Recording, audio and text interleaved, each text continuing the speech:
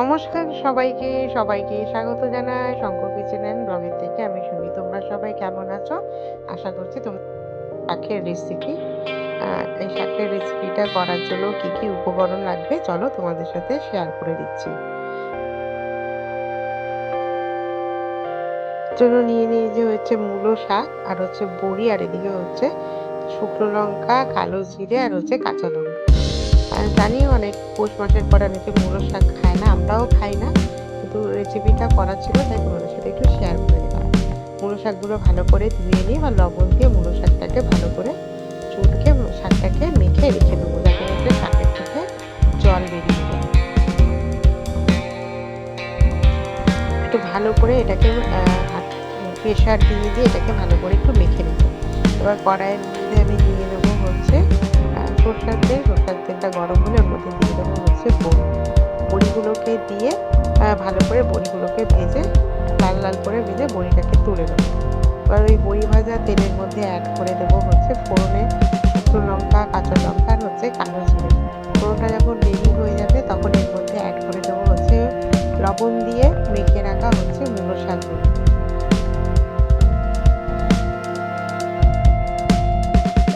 লবণ দিয়ে মেখে রাখা মূলো শাকগুলোকে দিয়ে এবার এর মধ্যে আমরা দিয়ে দেবো হচ্ছে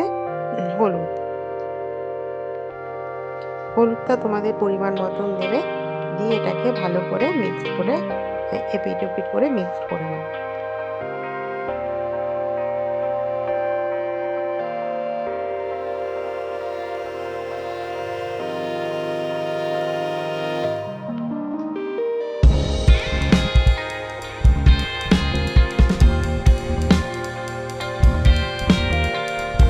এখন শাকগুলো আমার ভালো করে এপিট ওপিট করে মিক্স করা হয়ে গেছে।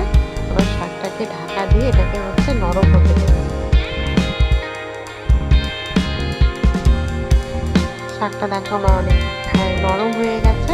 এবার এটাকে ভালো করে শাক আমরা যেরকম করে ভাজি ওরকম করে ভেজে নেব।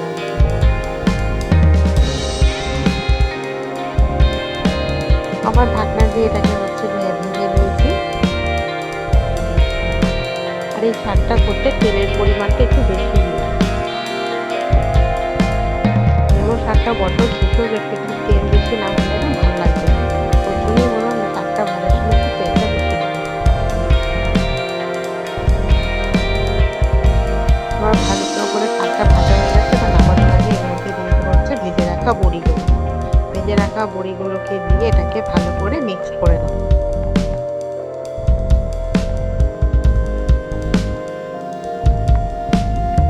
আমি মূলো শাক দিয়ে করেছি, তোমরা কিন্তু যে কোনো শাক এইভাবেও করতে পারো।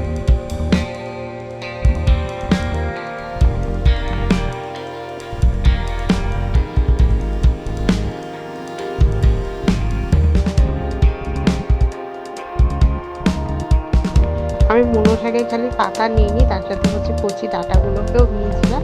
তোমরা কিন্তু চাইলে ডাঁটাগুলোকে স্কিপ করে গিয়ে পুরো হচ্ছে পাতাটাকে শুধু পাতাগুলোও নিতে পারো। আর সবাইকে বলবো ফ্রেন্ড, আমার রেসিপিটা যদি তোমাদের ভালো লাগে সবাই সম্পূর্ণ রেসিপিটা দেখো। আর আমার চ্যানেলকে কেউ নতুন ভিজিট করলে চ্যানেলটাকে হচ্ছে সাবস্ক্রাইব করে দিও। ফেসবুক থেকে দেখলে পেজটাকে ফলো করে দিও।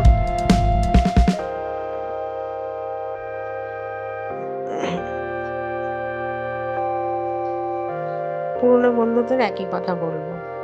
এবার দেখো এবার নিয়ে নিয়েছি হচ্ছে তিল, 1 টেবিল স্পুন মতো তিল নিয়েছি। তিলটাকে হচ্ছে ভালো করে শুকনো তাওয়াতে রোস্ট করে নিচ্ছি।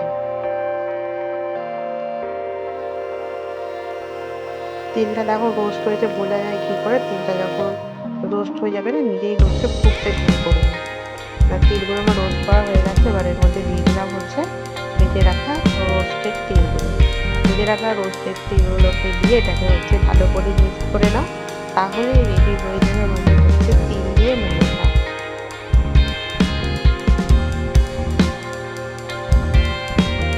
থ্যাংক ইউ সবাইকে আমার সাথে থাকার জন্য। তোমাদের সবাইকে বলবো তোমরা যেভাবে আমার সাথে আছো সবাই এইভাবে আমার সাথে থেকো। আমিও তোমাদের সাথে সবসময় আছি। আমাকে হচ্ছে সবসময় তোমরা তোমাদের পাশে থাকো। তোমরাও আমার সাথে থেকো, পাশে থেকো। তোমাদের সবাইকে হচ্ছে অনেক অনেক ভালোবাসা। আজকের জন্য